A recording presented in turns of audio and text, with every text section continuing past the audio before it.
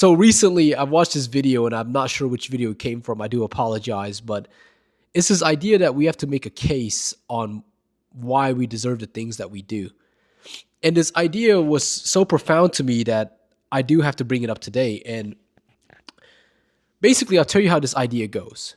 So, oftentimes we believe we deserve things in life, but we know that there's someone more intelligent than us. There's someone more charismatic, someone more good looking, someone who has better genetics for the role, etc. Right?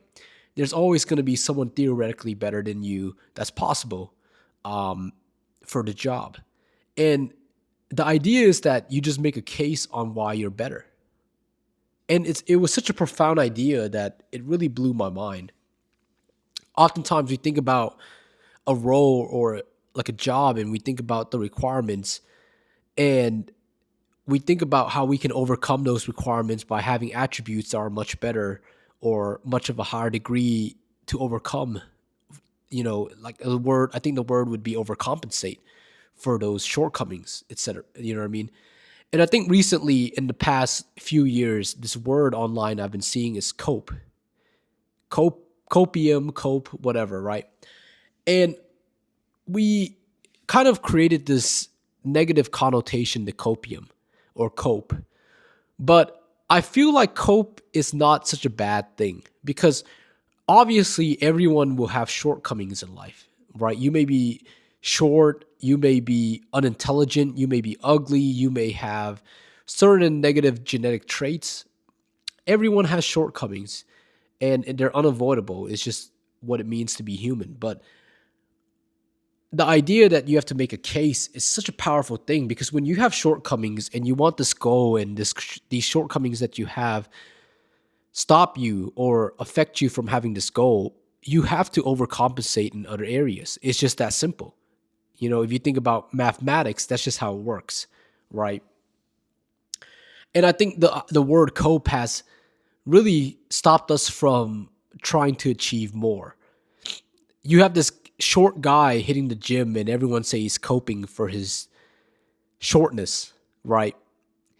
And some short people will believe that. They will believe this identity or internalization that someone else labeled upon them, and they will stop their fitness journey.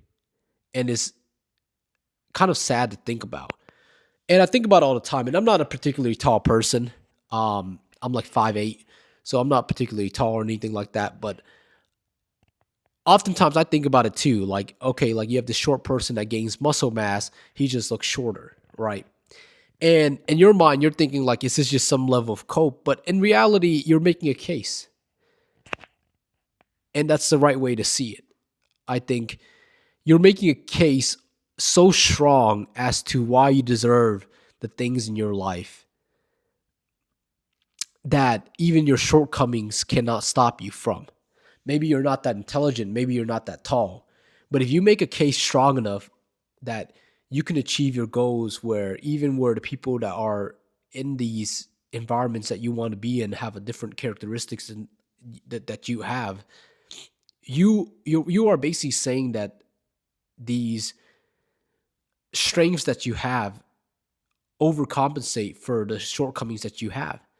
And I think we forget that as society. I think we forget that shortcomings are to be overcome. They're not to be accepted. If you are short, and in America, I myself am below average in male height, so I am short. It's not something for you to be shy away from it, but it's also not something for you to accept as defeat, right? It's just an adjective. You just have to take it as an adjective, move on. Maybe society does find taller people more appealing, right? Maybe that's just the way it is. You can't deny it. That's just the way society is. And there's no mental math you can do to make you overcome that. It's just society just prefer taller men. But at the same time, you can overcome it by having attributes of other qualities so high that it just overcompensate for your shortcomings, literally, right? And I think we forget that. I think society and social media entirely has been using this word cope, and we often think of it like a white belt.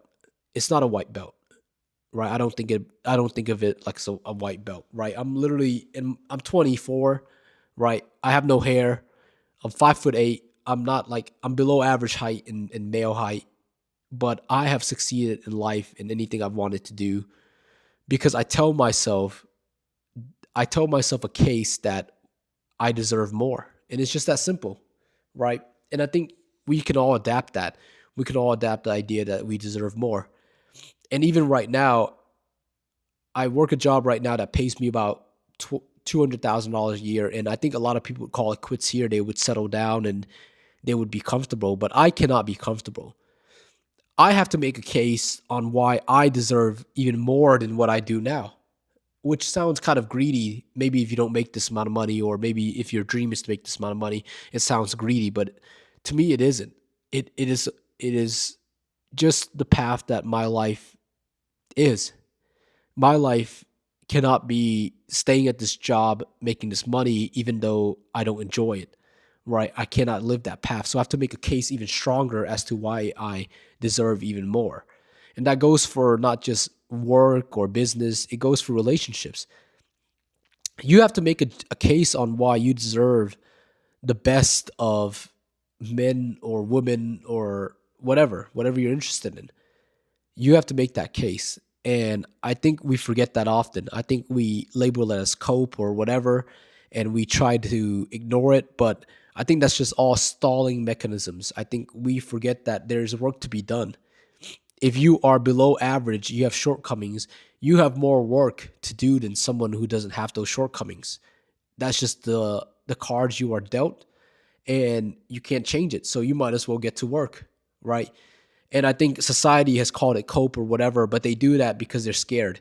They're scared of people that actually wants to put in the work and be more than the label and whatever role society has already laid out to you. But hopefully this helps you guys. I think we often use the word cope over we overuse it. I think oftentimes we even label it as a bad thing, but there's nothing wrong with coping. You know what I mean? Coping does not mean you're like mentally distressed. You know what I mean? I'm not coping. I'm not like mentally distressed by any of my shortcomings. You know, I acknowledge them and I move on. I make sure that my good attributes overcome any shortcomings that I have. And that's all we can do as people. But hopefully you gain something out of this. And once again, I'm posting a video a day for the next year. I'm about at video 50 or 60. So we still got about 300 more videos. Stay tuned, guys. Hopefully I'm sharing something that you guys can relate to. And thank you guys so much for watching. Thank you.